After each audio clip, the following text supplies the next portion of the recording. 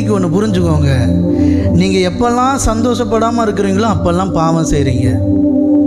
சந்தோஷமாக இல்லாமல் துக்கமாக இருப்பது பாவம், கவலையாக இருப்பது பாவம். முதல்ல பாவத்தை பற்றின அறிவு தெரியணும் இல்லையா?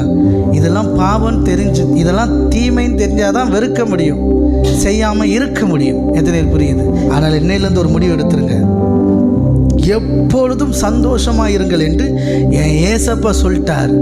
அவர் சொன்னால் என்ன தெரியுமா? ஆமாம், பேதுருவை பார்த்து கடல் மேலே நடந்து வரும்போது அத்தனை பேரும் கையை தட்டி, ஆமாம் நல்லா கவனிச்சுக்கோங்க, கடல் மேலே நடந்து வரும்போது அத்தனை பேரும் அமைதியாக இருந்தான். ஒரே ஒருத்தர் மட்டும்தான் நானும் வரட்டான்னு கேட்டான். ஆமென் வான்னாரு. ஆமென். அவன் 2 ஸ்டெப் நடக்கிறான். ஓ போடு.